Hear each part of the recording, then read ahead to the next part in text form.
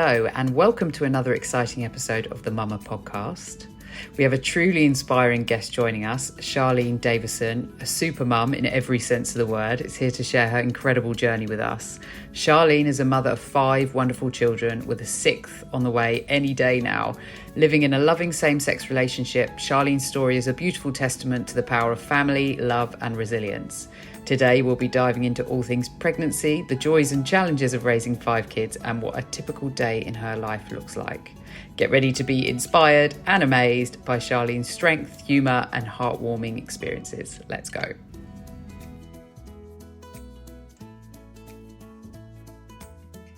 Well, thank you so much, Charlene, for joining us for the Mama Podcast.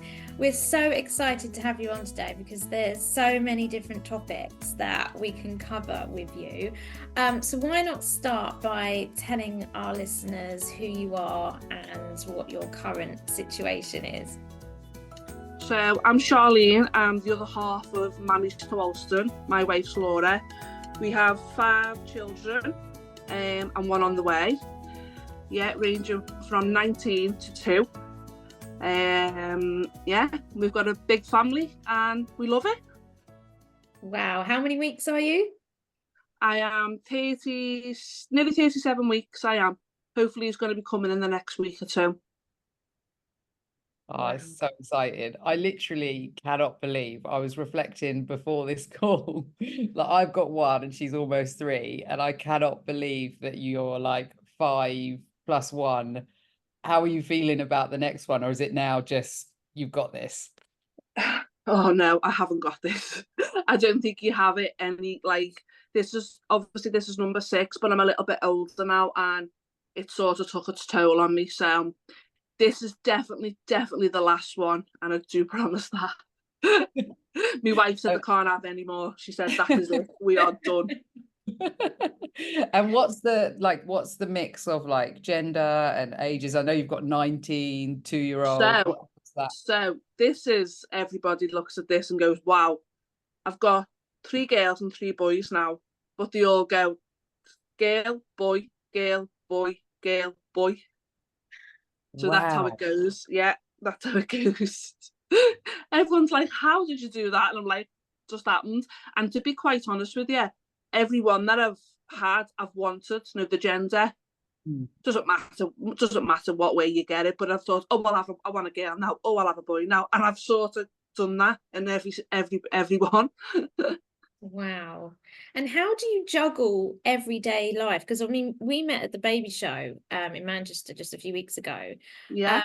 So I know you do stuff for Parent UK, and then you've got the 5 children at home, and obviously you're carrying another one. How do you juggle everyday life with all those children? To be honest with you, I don't really know. I don't know. I just sort of wing it. It just falls into place. As I said, the other I've got 2 that are a little bit older, so they sort of tend to themselves. And then I've got the 11-year-old, nearly 12-year-old. She's good. Her school's literally around the corner. She walks up with a friend. It balances itself out strangely. I don't know how, but it just works. We make it work, and that's the thing. What's got me this time is I've had 2 in the space. So I've had 3 in the space of 4 years. This will be now. And when you look at it, I've been pregnant 2019, 20, 21, 22, 23 and 24.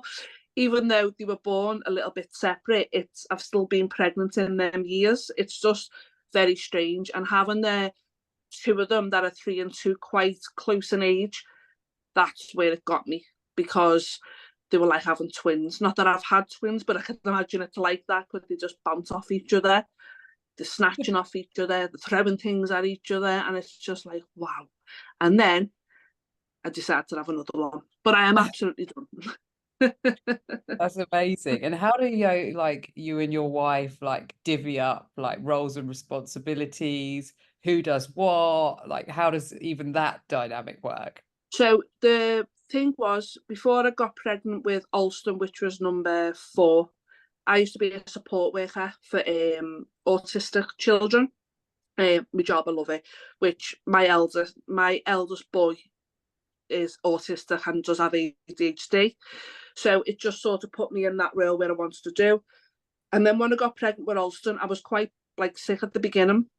So I took some time off and I thought, you know what, I'm going to actually take the time off and be his mother and not put him in nursery.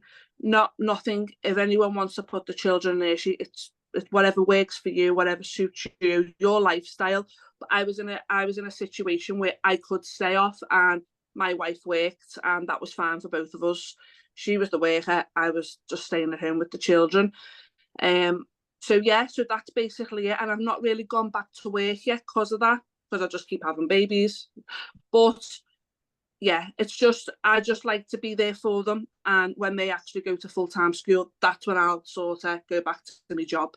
So yeah, that's it. She goes to work, I stay at home with them. When she comes back, I sort of have a bit of a time out. She has them in the bath and then we get them to bed. It doesn't always go smoothly, but that's what we plan. Yeah, she goes to work, you do 10 jobs at home, like yeah. Until you have them, you just don't realize kind of what's required, do you? And it is like crazy work at home as well, like you don't. It's like, and you think you've got it, you're like, yes, I've got this today, and then you're like, I ain't got it. They're all so different, aren't they? And they've all got different needs. Yeah. How did you find each pregnancy different? So my eldest, obviously I was quite young when I had her. I was about 19 when I had Madison. So she was a big baby. She was quite a big baby, and I had to have forceps and stuff with her. But I went into labour on my own with her. So going into labour on your own and being induced, you get people going, oh, I don't want to be induced because of this. Oh, I don't want to. But my labours were exactly the same. I don't really labour that well. So I still have to be put on the drip, the hormone drip. I still have to be watched constantly. So it doesn't matter whether I go into labour on my own or whether I be induced.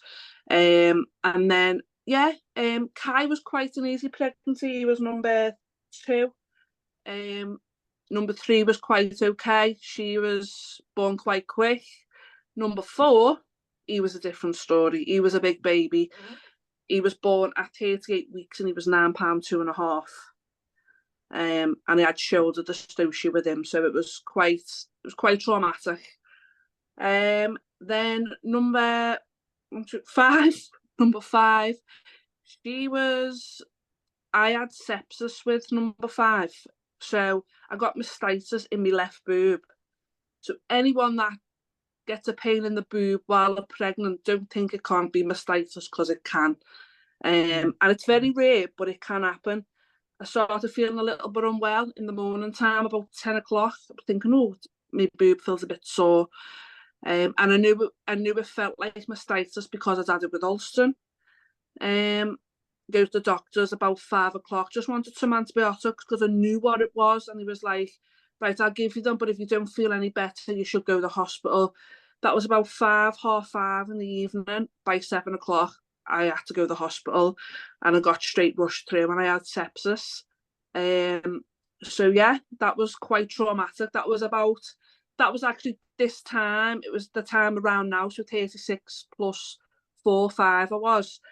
And I was in there for about a week. So yes, that was horrendous, really horrendous. I literally, it was horrible, really horrible. Well done for picking it up and picking up the symptoms and getting checked out straight away. Yeah. That's fantastic, because obviously the sooner that they find out these things, the sooner you can receive treatment. Yeah. So that's really good. How did you cope with that, being in hospital and obviously the kids being at home? How did they treat you for it? So at first when I went in, I looked horrendous, and the lady on the desk was like, "Are you okay?" And I was like, "No." And they come and got me. The team come out and got me, took me straight through, and they just started pumping me with IVs and putting all stuff in my body. But Laura was at home with the kids, so it was okay. It was a bit hard leaving Alston, the littler one, because he was only 19 months old. And obviously she used to be with me all the time, so it was a little bit harder. But Laura, my wife, has had a stroke previously from yes, from in the January. So she had the stroke in the January. I got sepsis in the March, and then Aspen was born in the April. So we had a bit of an horrendous year that year. But we managed, we coped, and we got through it. And I'm here. Do you know what I mean? But it was. I was on high dependency for like a week. It was really bad. It wasn't nice at all. I wouldn't wish that on anybody. It was so horrible. But yeah, the signs, it was like flu at first. Just felt like flu, like aching all over and wow, what's going on type of thing. My heart rate was through the roof. My temperature was high. Basically flu symptoms. That's what it felt like at first. Obviously with the pain in my boob, and my boob was a little bit red on the side. So that's why I knew straight away, because the boob went red. And it can literally happen within the shortest amount of time. That happened from 10 o'clock in the daytime till 7 in the evening, and I was literally rushed straight through in hospital. So yeah, wasn't nice, but you've just got to look out for the symptoms. So scary. And I think, the fact that you just got on it and went to hospital straight away as well is the most important thing. Because I think, we reflect on this on another podcast, but just British people generally might just like steer away from that. But it's so much better to go in and be told that you're fine. And that's the thing, even with the children, like, don't get me wrong, I am on number 6 now, and I know when something can be a bit serious or not. And I just used to go straight to hospital with them, straight to hospital, because you can never tell. You can never tell. Just get advice straight away. Doesn't matter whether you think you're being silly or I don't want to go in, or what if they say, oh, just go. That's it. Yeah, they're delicate little things, aren't they? Yeah. And how was like pregnancy number 6? What's this one been like for you? So I think being a little bit older goes against you. The fact that this will be the 3rd baby in 4 years. Your body's still trying to recover from 1, isn't it? Never mind 3. And then I've been severely anemic, so I've had to have iron transfusions. I've had 2 of them. I've had to have B12 injections. I've had to go back on folic acid. And at the beginning of the pregnancy, I was quite sick. I wasn't actually being sick. It was just the constant nauseous all the time.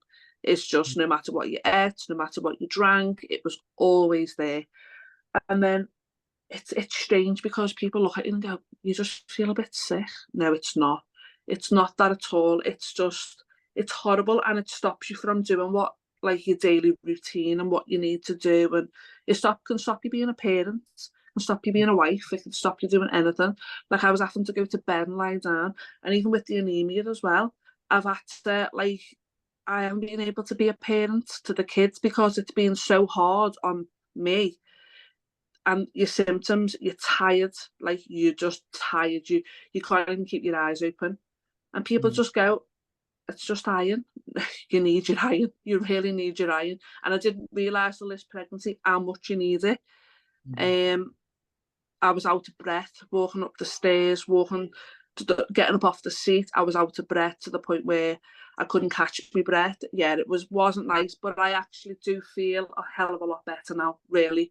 Since having the infusions and having the B12s, I feel a little bit better. Oh, good. I really feel for you on the sickness. I remember when I felt really sick at the beginning of my pregnancy, and it was Christmas, and I had this big Christmas dinner planned. All the family were coming round, and it was going to be amazing. And I just could not function. I could not do a single thing. And so my husband had to do it. And he was just like, help. And I was literally just sat there. I couldn't even speak. But actually, in the end, unfortunately, his dinner turned out to be a lot better than yours. So that actually turned out really well, because every year afterwards, he ended up doing the dinner. But oh my gosh, I remember that sickness. Have you got any tips for other people that are pregnant that are really suffering with the sickness? See, anything that I ate, it didn't help. It didn't help. I just went to the hospital and spoke to them, and they put me on a form of tablet that helped a little bit.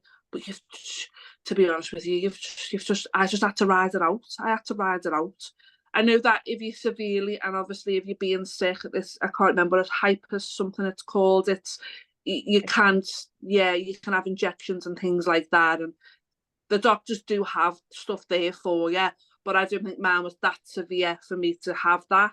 But I just rode it out, and by 16 weeks, I felt okay. And then other things hit. Wow. I think that's the thing as well, to remember that it's temporary.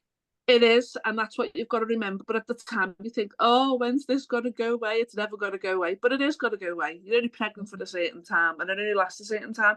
Don't get me wrong, some pregnancies, it can last all the way through. But mine didn't. Come 16 weeks, mine was easing off, and I felt that was it then. And then the cravings all started kicking in, so... Interesting. It's taken me back. I don't want to think about it. On a personal note, can you talk to us about how you became pregnant? Was it IVF, or is there something called AI? So the 3 older ones are to with a previous partner, which was a male, right? And then we've got the 3 little ones to a donor. So we looked at all avenues of which way we're going to go about it. Now, IVF, each to their own. You can do it any way you want. IVF, ICSI, and things like that. It was just going to cost quite a lot of money, and we didn't want to go that route because we wanted it a bit more personal as well. Now, AI is artificial insemination, so that's where you find your own donor, and then they do whatever they need to do, give it to you, and then you can do it yourselves. So we felt that was a bit more personal between me and Laura, because it was like she I don't know whether you want this in, but she put it in for me, and that was it, and that was our bond together. There was no medical assistance, there was no legs up in the air and doctors all around with masks on. It just felt more intimate for me and her, and that's how we did it. We were married, so Laura automatically goes on the birth certificate. So if we weren't married, Laura couldn't have went on the birth certificate, but because we are, she was automatically the parent. Obviously, we do it in a clinic, or you do it however like that. They have to sign a form, and that's the route that they go down, and then that's how they become the legal parent, which I don't know too much about because we didn't really go down that avenue. But yeah, that's how we done it. That sounds like an amazing, just really lovely experience for you both. Yeah, and I'm very fertile, so I sort of ovulate. Yeah, I sort of ovulate quite quick. So I could have like 2 goes, like one at the beginning of the month, one at the end of the month. So it initially took us 3 months for Alston. It took us 1 go for Aspen, and it took 2 goes for this one. So they were all quite quick.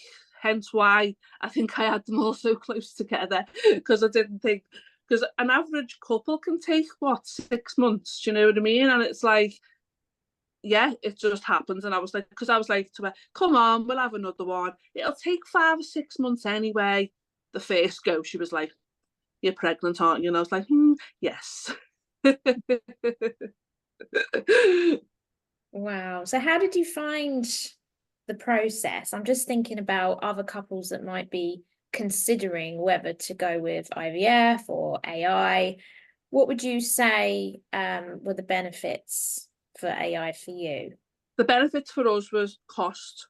Obviously, we've got other children, so it was cost. Originally, I was going to carry Laura's egg, but that was costing up to £10,000, and it just wasn't something. Laura was like, listen, it's our baby, no matter how we have the baby, it's our baby. So we just found that going that route was better for us. The process was easy, as in we didn't find it too stressful. To find a donor, you've got a lot of sites, but you've also got a Facebook. We didn't use the Facebook because we didn't want other people seeing us and seeing certain aspects of it, because you can keep it quite private. But there's an app called Just a Baby, and there's donors on there, and there's co-parenting, and there's surrogacy, and It's just you get speaking to them and you just see which way you want to go. We found him and he was amazing, absolutely amazing. As soon as I started speaking to him, I was like, that's him. I knew it was him and I knew it was going to be him. He had the characteristics of Laura, her eyes, everything about him was just Laura, because that's what you sort of tend to go for, is in your partner. So he had blue eyes, he loved the outdoors. Yeah, he's got his own family. He didn't want nothing to do with any donor children. Yeah, and that's the way it went. And we I still speak to him. We still keep him updated on the kids that we have. He just wants to know when they were born, what the names are, what the weight was, and that's it. And he doesn't do it no more. He just does siblings. Hence why I've got 3. So if I was to say to him, can I have another one? Like, can we do it again? He'd be like, yeah. But that's it. And he's just amazing. He is. He's really lovely. Really lovely. That's so nice, isn't it? That's so nice. And then like the fact that it was accessible like that in the way that it should be is just amazing for you guys to be honest with you. You can get a lot of people going, oh, an app, and oh, everyone's got their own opinion. It's just, this is how we done it, how we chose. No one's hurt, it doesn't affect anybody. We don't turn up at his door, we don't ask him for anything. He's legally nothing to do with them. It's just he's helped a couple out, and that's it. Amazing. And what would you say have been, I guess, for our listeners, just the main challenges for you as same-sex parents? To be honest with you, we haven't come across nasty people. We haven't. We've been quite lucky, but I do know a lot of people. As I said, I'm on Instagram, and my account's quite out there. You get other people's same-sex couples accounts that are quite out there, and you see them putting a reel on of them with the children and stuff, and you get a lot of hate. We've been quite lucky, but you do get that. You've just got to take it with a pinch of salt. That's it. It's people don't like it. That's fine. We're not asking them to. Don't follow us. Don't look at our page. Don't. You don't need to. You don't need to comment either. People who feel the need to comment nasty hate, there's no need for it. Just don't comment. Scroll past. We're not affecting you. We're not affecting your day-to-day life. Do you know what I mean? So, yeah. And I think unfortunately, there's a lot of trolling for everybody. Whoever's out there on social media, whether it's a celebrity, an influencer, whoever it is, I think there's going to be trolling for everybody. And it's just... To be honest with you, someone put a video or something on, and I commented on it. It was about whether they were having a boy or a girl. They didn't want to know or something. I can't remember what it was. I thought it looks like a boy. A lot of people had said it looks like a girl, it looks like a boy. I'm not a sonographer. I don't know what it is. Do you know what I mean? I got a lot of hate on that, but I think it's because my account was there, so it was like, oh, let's go at you. And to this day, this person still messages me over this, and I've had to block her because it's like, why are you so bothered?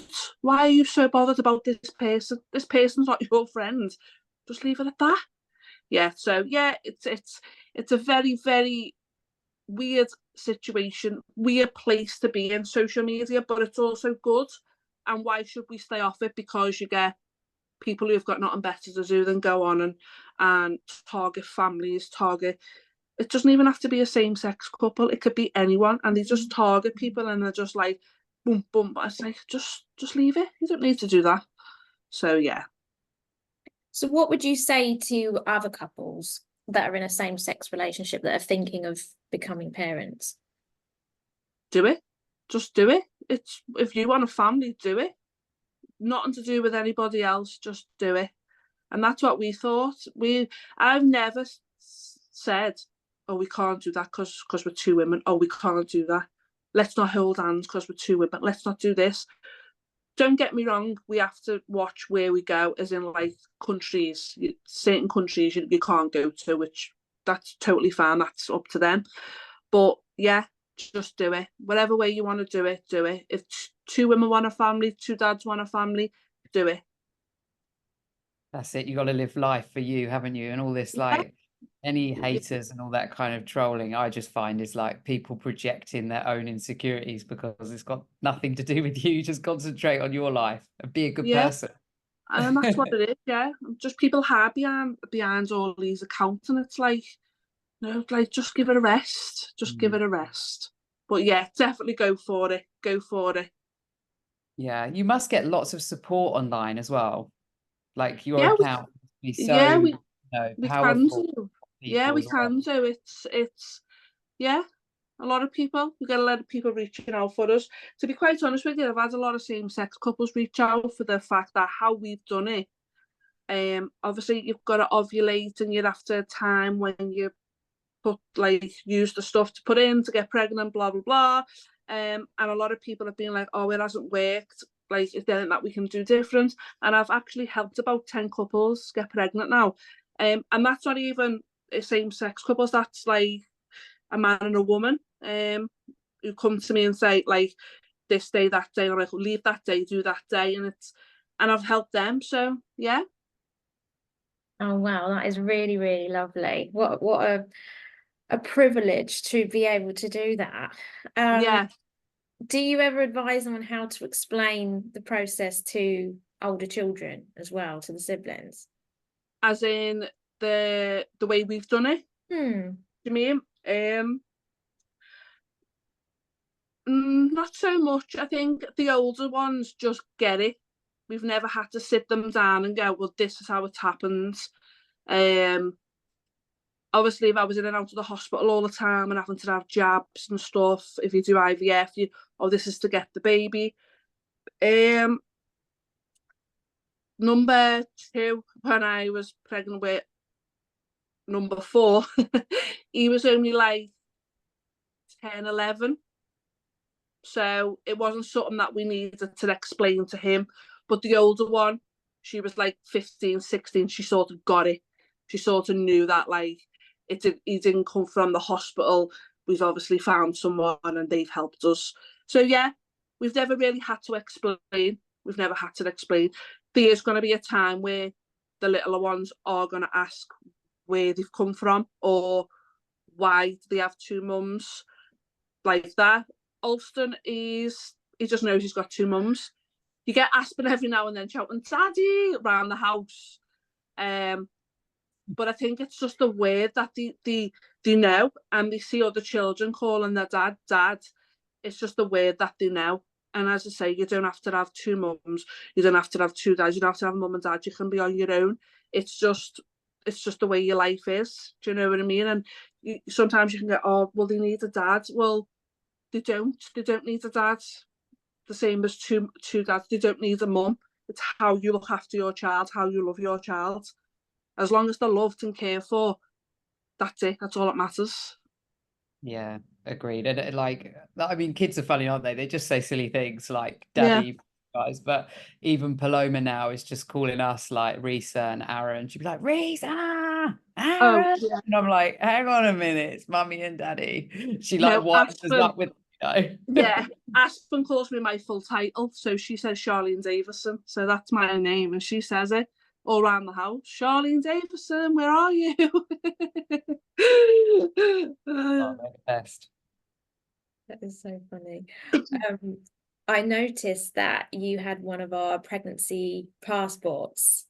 Yes. How helpful did you find it? Was it helpful for you? Yes. So obviously I've had babies since years now, being pregnant on and off for the past 19 years. And years ago, it was all paperwork, weren't it? Everything was all paper. You had your folder, you knew where you were at. And I think a lot of stuff, because it's gone digital, it gets missed. And you're like, but with the folder, it's got all the numbers on the back. It's got all, like, about the movement. It's got everything, basically. Everything that you need to know, because obviously it's digital, and especially if people haven't got digital, some people don't have it. They don't have computers, they don't have phones, they don't have certain things. So yeah, it's nice to have. Definitely nice to have. I'm glad you found it helpful. Yeah, I find that because things get lost in an app. How can you search up certain things, certain information that you need to find? Whereas if you've got it in front of you, it's there. You It's can there, grab it whenever you need reassurance, whenever you have any questions, you're not too sure, it's there in front of you. So we find that really important. But I'm glad you found it really helpful. Yeah, definitely. It's about like about the movements and stuff and what not to eat and things to avoid. Yeah, I found it really helpful. It's great. And I think sometimes as well, when you like search on the internet for this stuff, you just find yourself into like an abyss of like what's true, what's not true. So to like have it at your fingertips just makes it so much easier. Yeah, definitely. Well, Fantastic. thank you so much for joining us, Charlene. I've learned so much. I've taken away so much, and I'm still in awe of you of having 5 children and juggling everything like you do. Yeah, you've obviously got it off pat. Like you and Laura have obviously got I don't know, some sort of superpowers. Yeah. I would say. Well, we try to. I'm the oldest of 5 children as well, so I think it's just always been children. It's just, and I say to my mum now, I have one more. Used to being part of a big clan. Yeah. There's a lot of us. Well, all the best for the remainder of your pregnancy. It's not long now at all. No, So we will be watching you like a hawk, waiting for your announcement. So do keep in touch and let us know. I definitely will. I will. Thanks so much, Charlene. This has been amazing for me as Yeah. well. I feel like my eyes have been opened and I've got like so much respect for you and Laura. It's incredible. So thank you. Oh no, you're so welcome. And thanks for having me. Thank you. Take care of yourself. Bye. Thanks, bye.